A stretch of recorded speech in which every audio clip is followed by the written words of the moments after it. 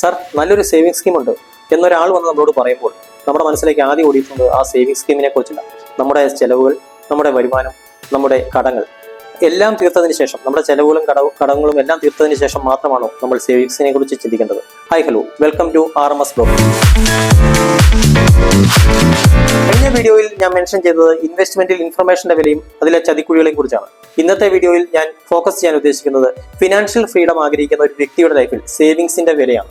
Cash അഥവാ മണി എന്നത് നമ്മുടെ ലൈഫിലെ ഒരു ടൂൾ മാത്രമാണ്, ഒരു ആയുധം. ആ ആയുധം കൃത്യമായി ഉപയോഗിച്ചു കഴിഞ്ഞാൽ ആ ഉപയോഗിക്കുന്ന വ്യക്തിക്ക് മാത്രമല്ല, അയാളുടെ കുടുംബത്തിനും ആ സമൂഹത്തിനും ഗുണമുണ്ടാവും. അപ്പോൾ നമ്മുടെ വരുമാനം കൃത്യമായി സോഴ്സുകളിൽ ഉപയോഗിച്ചു കഴിഞ്ഞാൽ ഫിനാൻഷ്യൽ ഫ്രീഡം നേടിയെടുക്കാൻ കഴിയും എന്നുള്ളത് ഉറപ്പാണ്. പക്ഷെ അത് എങ്ങനെ ഉപയോഗിക്കണം? കഴിഞ്ഞ ദിവസം വൈറലായ സന്തോഷ് ജോർജ് കുളങ്ങര എന്ന വ്യക്തിയുടെ ആ ഒരു വീഡിയോ നിങ്ങൾ എല്ലാവരും കണ്ടിട്ടുണ്ടാവും. അതിനകത്ത് ആ ചോദ്യകർത്താവ് ചോദിക്കുന്നുണ്ട്, ഇവിടെ മ്യൂസിയങ്ങളും പാലങ്ങളും പ്രതിമകളും ഒക്കെ പണിയുന്ന ഒരു സമൂഹത്തിൽ എങ്ങനെ ദാരിദ്ര്യം നിർമ്മാർജ്ജനം ചെയ്യാൻ സാധിക്കും? അപ്പോൾ സന്തോഷ് ജോർജ് കുളങ്ങര പറയുന്ന ഒരു മറുപടി ഉണ്ട്. നമ്മുടെ ഒരു രാജ്യത്തിന്റെ ബഡ്ജറ്റ് എന്ന് പറഞ്ഞു കഴിഞ്ഞാൽ ഒരു കാര്യത്തിനും മാത്രമല്ല പ്രസക്തി കൊടുക്കേണ്ടത്, ആ ഓരോന്നിന്റെ ഇമ്പോർട്ടൻസ് അറിഞ്ഞ് എല്ലാ കാര്യത്തിലേക്കും പൈസ നീക്കി വെക്കുന്ന ഒരു ബഡ്ജറ്റാണ് ഒരു രാജ്യത്തിന്, ഒരു സ്റ്റേറ്റിന് ഗുണകരമാകുക എന്നുള്ളത്. അതുപോലെ തന്നെ ആവണം നമ്മുടെ ഒരു ഫാമിലിയുടെ ബഡ്ജറ്റ്. ഒരാളുടെ വരുമാനത്തിന്റെ എത്ര ശതമാനം വരെ സേവിങ്സിലേക്ക് മാറ്റി വെക്കാം എന്നതിനെ കുറിച്ച് ഓരോരുത്തരുടെ രീതിയിൽ വ്യത്യസ്തമായിരിക്കാം. ഒരു വ്യക്തിയുടെ സാമ്പത്തിക അവസ്ഥ ആയിരിക്കില്ല വേറൊരു വ്യക്തിയുടെ, ഒരാളുടെ കടമായിരിക്കില്ല അടുത്തയാളുടെ. എങ്കിൽ പോലും ഒരു ഇത്ര പെർസെൻറ്റേജ്, നമ്മുടെ വരുമാനത്തിന്റെ ഇത്ര പെർസെൻറ്റേജ് കൃത്യമായി എല്ലാ മാസവും അല്ലെങ്കിൽ എല്ലാ വരുമാനം കിട്ടുന്ന സമയങ്ങളിൽ നമുക്ക് സേവിങ്സിലേക്ക് മാറ്റി വെക്കാൻ കഴിയണം. അപ്പോൾ സേവിങ്സിന്റെ അളവ് കൂട്ടാൻ വേണ്ടി എന്താണ് ചെയ്യേണ്ടത്? രണ്ട് വഴികൾ വന്നു. ഒന്ന്, നമ്മുടെ ഇൻകം കൂട്ടുക. രണ്ട്, ചെലവുകൾ കുറയ്ക്കുക. രണ്ട് സിമ്പിളായ വഴികളല്ല. ഇൻകം കൂട്ടുക എന്നുള്ളത് ഓരോരുത്തരുടെയും പേഴ്സണൽ സ്കില്ലിന്റെ അളവിൽ അനുസരിച്ചിരിക്കും. ഇപ്പോൾ ഇൻകം കൂട്ടാൻ വേണ്ടി ചെയ്തുകൊണ്ടിരിക്കുന്ന ജോലിക്ക് പുറകെ എക്സ്ട്രാ ജോലികൾ ചെയ്യുന്നവരുണ്ട്, സ്വന്തം സ്കില്ലനുസരിച്ച് ചെറിയ ചെറിയ ബിസിനസ്സുകൾ ചെയ്യുന്നവരുണ്ട്, ചെയ്തുകൊണ്ടിരിക്കുന്ന ജോലി തന്നെ ഇൻസെന്റീവ് അച്ചീവ് ചെയ്ത് അവരുടെ ഏണിങ്സ് കൂട്ടുന്നവരുണ്ട്. അത് ഓരോരുത്തരുടെ ഇതിൽ ഡിഫറൻസ് ഇല്ല. അത് കൂടുതൽ നമ്മൾ അഡ്വൈസ് ചെയ്തിട്ട് കാര്യമില്ല. അത് അവരവരുടെ സ്കില്ല് എന്ന് വെച്ചാൽ സ്വന്തം സ്കില്ലുകൾ മാക്സിമം യൂസ് ചെയ്ത് ഏണിംഗ് കൂട്ടുക എന്നുള്ളത് മാത്രമേ അതിൻ്റെ വഴിയുള്ളൂ. പക്ഷേ എക്സ്പെൻഡിച്ചർ നമുക്ക് കുറയ്ക്കാൻ സാധിക്കും. എക്സ്പെൻഡിച്ചർ എന്ന് പറയുമ്പോൾ എക്സ്പെൻഡിച്ചർ നമുക്ക് മൂന്നായിട്ട് തിരിക്കാം. ഒന്ന്, നമ്മുടെ ബേസിക് നീഡ്സ്. അത് ഒരിക്കലും നമുക്ക് കുറയ്ക്കാൻ കഴിയില്ല.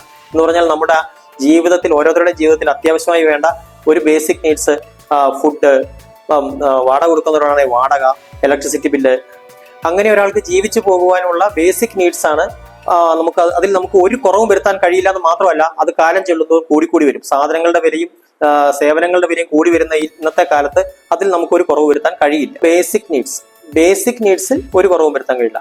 നെക്സ്റ്റ് വരുന്നത് നമ്മുടെ എക്സ്ട്രാ നീഡ്സ് എന്ന് പറയുമ്പോൾ, ഫാമിലി ഉള്ളവരാണെങ്കിൽ ആഴ്ചയിൽ ഒന്ന് പുറത്തു പോവുക, കുറച്ച് ഉത്സവങ്ങൾ, അങ്ങനെയുള്ള കാർണിവൽസ്, അങ്ങനെ കുട്ടികളെയും കൂട്ടിക്കൊണ്ട് പോവുക, കുട്ടികളുടെ സന്തോഷത്തിന് വേണ്ടി പുറത്തേക്ക് പോവുക, അങ്ങനെ ഫ്രണ്ട്സ് ഉള്ളവരാണെങ്കിൽ പുറത്ത് കറങ്ങാൻ പോവുക, അങ്ങനെയുള്ള കുറച്ച് എക്സ്പെൻസുകൾ നമുക്ക് കൺട്രോൾ ചെയ്യാൻ പറ്റും. എന്നാൽ അതങ്ങോട്ട് മൊത്തമായിട്ട് കൺട്രോൾ ചെയ്യാൻ കഴിയില്ല.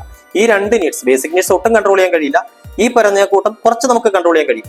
ഇനി വരുന്നത് എക്സ്പെൻസസ്, അതായത് ഇമോഷണൽ നീഡ്സ് എന്ന് പറഞ്ഞു കഴിയുമ്പോൾ എന്താണ്? സാലറി കൈ കിട്ടി കഴിയുമ്പോൾ തന്നെ ഇപ്പോഴത്തെ ന്യൂ ജനറേഷൻ കുട്ടികളാണെങ്കിൽ ഒരു പുതിയ ഫോൺ മേടിക്കണം. അതൊരു മിനിമം ഒരു 1 lakh ഒക്കെയുള്ള ഫോണുകളൊക്കെ ആയിരിക്കും കുട്ടികളുടെ സ്വപ്നം. പുതിയ വണ്ടി എടുക്കണം, അല്ലേ? അങ്ങനെയുള്ള നമ്മുടെ ആ ഒരു ആഗ്രഹങ്ങൾ, നമ്മുടെ മോഹങ്ങൾ ഒക്കെ ഒന്ന് പൂർണ്ണ ചെയ്യാൻ വേണ്ടി ഉള്ള ആ കുറച്ച് എക്സ്പെൻഡിച്ചർ ഉണ്ട്. അത് നമുക്ക് കൺട്രോൾ ചെയ്യാൻ കഴിയും. നമ്മുടെ ആവശ്യം അനുസരിച്ച് നമുക്ക് സേവിങ്സിലേക്ക് പോകണം, നമുക്ക് ഫ്യൂച്ചറിലേക്ക് കരുതി വെക്കണം എന്നൊരു ആഗ്രഹവും നമുക്ക് നമ്മുടെ അത് നീഡ് ആവശ്യമായിട്ട് വന്നു കഴിഞ്ഞാൽ അങ്ങനെയുള്ള ആ ഒരു ചെലവുകൾ നമുക്ക് കൺട്രോൾ ചെയ്യാൻ കഴിയും. ഇപ്പോൾ ഞാൻ 3 തരം ചെലവുകളെ കുറിച്ചുകൂടെ പറഞ്ഞു. നമ്മുടെ മൊത്തം ചെലവുകൾ 3 ചെലവുകളായി തിരിക്കണം എന്ന് പറഞ്ഞു, 3 എക്സ്പെൻഡിച്ചറായി. ഈ 3 ചെലവുകൾ നമ്മൾ എങ്ങനെ തിരിച്ചറിയും? ഒരാളുടെ കയ്യിൽ 25,000 രൂപ ഒന്നിച്ചു വന്നാൽ ഈ പൈസ എവിടെ പോകുന്നു? ആദ്യം കയ്യിലോട്ട് സാലറി വരുന്നു. ഒരാളുടെ മന്ത്ലി സാലറി മേടിക്കുന്ന ഒരാളാണെങ്കിൽ സാലറി വരുന്നു. ഒരു 10 ദിവസം കഴിയുമ്പോൾ സാലറി എങ്ങനെ ചെലവഴിക്കുന്നു എന്ന് പോലും ചിലർക്ക് അറിയാൻ കഴിയുന്നില്ല. നമ്മൾ വേണ്ട കാര്യങ്ങൾക്ക് തന്നെയായിരിക്കാം ചെലവഴിക്കുന്നത്. എങ്കിൽ പോലും ഈ പൈസ ക്യാഷ് ചെലവാകുന്ന വഴി ഏതാണെന്ന് തിരിച്ചറിയാൻ കഴിയുന്നില്ല. അതിനൊരു എളുപ്പമാർഗം എന്ന് പറഞ്ഞാൽ, നമ്മുടെ ചെലവുകൾ തരം തിരിച്ചറിയാൻ ഒരു എളുപ്പമാർഗം എന്ന് പറഞ്ഞാൽ ഓരോ ചെലവുകളും നോട്ട് ചെയ്ത് വെക്കുക എന്നുള്ളതാണ്. ഇന്നിപ്പോൾ നമ്മുടെ ഫോണുകളിലൊക്കെ ഡിജിറ്റൽ ബുക്കും ഒക്കെ നമുക്ക് നോട്ട് ചെയ്യാനുള്ള സംവിധാനം ഒക്കെ ഉള്ളൊരു കാലമാണ്. അപ്പോൾ ചെലവാകുന്ന ഓരോ രൂപയും അന്ന് തന്നെ നോട്ട് ചെയ്ത് വെച്ച് കഴിഞ്ഞാൽ നമുക്ക് കൃത്യമായി അത് നോട്ട് ചെയ്യുന്ന കാര്യങ്ങൾ പിന്നെ നമ്മൾ നോക്കുമ്പോൾ എന്തുതരം ചെലവുകൾക്കാണ് നമ്മൾ ചെലവഴിച്ചത്, അതിൽ ഏതൊക്കെ നമുക്ക് കൺട്രോൾ ചെയ്യാൻ കഴിയുമെന്നതിനെ കുറിച്ച് കൃത്യമായ ഒരു ഐഡിയ കിട്ടും. ഇപ്പോൾ നമ്മൾ ബേസിക് നീഡ്സിന് വേണ്ടിയാണോ ചെലവഴിച്ചത്, നമ്മൾ എക്സ്ട്രാ ആഡംബരം എന്തെങ്കിലും നമ്മുടെ ഫീലിങ്സിന് വേണ്ടിയാണോ ചെലവഴിച്ചത് എന്നുള്ളത് നമുക്ക് ആ ഓരോ ദിവസവും എഴുതി വെക്കുന്ന ആ ചെലവുകൾ എഴുതി വെക്കുന്നത് നമ്മൾ പിന്നെ വാച്ച് ചെയ്യുമ്പോൾ നമുക്ക് പറ്റും. ആ സമയത്ത് ചിലപ്പോൾ നമുക്കത് ഉൾക്കൊള്ളാൻ കഴിയണമെന്നില്ല, നമുക്കത് തിരിച്ചറിയണമെന്നില്ല. അന്നേരത്തെ ആ ഒരു ഫീലിങ്സിൽ നമ്മൾ ചെലവഴിക്കുന്നതായിരിക്കാം. അതുകൊണ്ട് ഏറ്റവും എളുപ്പ വഴി എന്ന് പറഞ്ഞാൽ, എക്സ്പെൻഡിച്ചർ കുറയ്ക്കാനുള്ള ഏറ്റവും എളുപ്പ വഴി എന്ന് പറഞ്ഞാൽ ചെലവാകുന്ന അന്ന് തന്നെ അത് നോട്ട് ചെയ്ത് വെക്കുക എന്നുള്ളതാണ്. അങ്ങനെ ആ നോട്ട് ചെയ്ത് വെക്കുന്നതിലൂടെ നമുക്ക് ആ എക്സ്പെൻഡിച്ചേഴ്സിനെ, ചെലവുകളെ നമുക്ക് തിരിച്ചറിയാൻ സാധിക്കും, അത് ഏത് തരം ചെലവാണെന്നുള്ളത്. അപ്പോൾ ചെലവുകൾ കുറയ്ക്കാൻ വേണ്ടി 2 കാര്യങ്ങൾ ചെയ്യേണ്ടത്: ഒന്ന്, ആ ചെലവുകൾ നോട്ട് ചെയ്ത് വെക്കുക.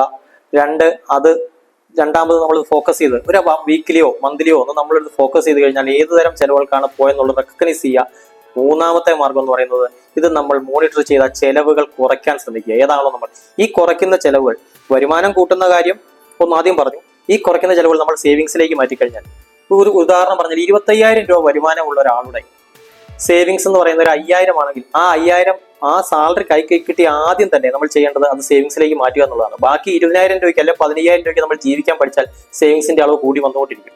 ചെയ്യാൻ കഴിയുന്ന മറ്റൊരു മാർഗം എന്ന് പറയുന്നത് 2 ബാങ്ക് അക്കൗണ്ട് കീപ്പ് ചെയ്യുക എന്നുള്ളതാണ്. നമ്മുടെ വരുമാനത്തിനും ചെലവിനും വേണ്ടി 2 ബാങ്ക് അക്കൗണ്ട് കീപ്പ് ചെയ്ത് കഴിഞ്ഞാൽ നമുക്ക് കൃത്യമായി നമ്മുടെ ഒരു സിസ്റ്റം തന്നെ വർക്ക് ചെയ്യും. നമ്മുടെ ആ ചെലവുകൾ ഒരു അക്കൗണ്ടിൽ നിന്ന് പോവുക, വരുമാനം ഒരു അക്കൗണ്ടിലേക്ക് വരിക. അപ്പോൾ നമുക്ക് വരവ് കണ്ടറിഞ്ഞ് ചെലവാക്കാനും നമുക്കതിൽ കൃത്യമായി ഒരു സേവിങ്സ് മെയിൻറ്റെയിൻ ചെയ്യാനും സാധിക്കും. സേവിങ്സിന്റെ മറ്റൊരു പ്രാധാന്യം എന്ന് പറയുന്നത്, ഫിനാൻഷ്യൽ ഫ്രീഡം ആഗ്രഹിക്കുന്ന ഒരാൾക്ക് നമുക്കൊരു ആവശ്യം വന്നു കഴിഞ്ഞാൽ നമ്മൾ എന്താ ചെയ്യുന്നത്? പെട്ടെന്ന് പോയി കടം വാങ്ങും, അല്ലേ?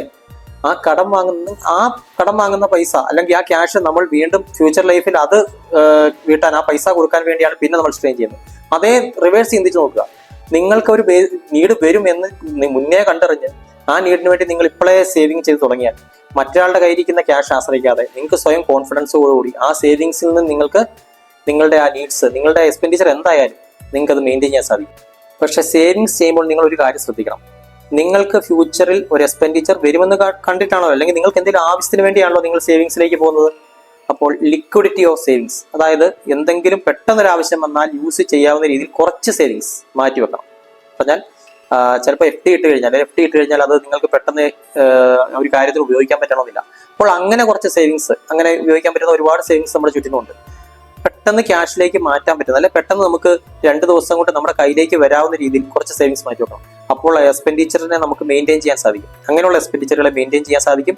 ലോങ്ങിലേക്കുള്ള എക്സ്പെൻഡിച്ചറുകൾക്ക് വേണ്ടി കുറച്ച് പൈസ അതിലേക്കും മാറ്റി വെക്കാൻ സാധിക്കും. അങ്ങനെ എക്സ്പെൻഡിച്ചറുകളെ കണ്ടറിഞ്ഞ് നമ്മൾ സേവ് ചെയ്ത് കഴിഞ്ഞാൽ, കൃത്യമായും ഒരു ഫിനാൻഷ്യൽ പ്ലാനിങ്ങോടെ മുന്നോട്ട് പോയി കഴിഞ്ഞാൽ, ഫിനാൻഷ്യൽ ഫ്രീഡം എന്നത് സ്വപ്നമല്ല, അത് യാഥാർത്ഥ്യമാണ്. എന്താണെങ്കിലും ഈ ഒരു വീഡിയോ നിങ്ങളുടെ ഒരു ഫിനാൻഷ്യൽ ഫ്രീഡത്തിലേക്ക്, നിങ്ങളുടെ ഫിനാൻഷ്യൽ സ്റ്റെബിലിറ്റിയിലേക്ക് ഒരു പുതിയ കാൽച്ചുവട് വെക്കാൻ കഴിയട്ടെ എന്ന് ആഗ്രഹിച്ചുകൊണ്ട് സൈനിങ് ഓഫ്, പ്രശാന്ത്.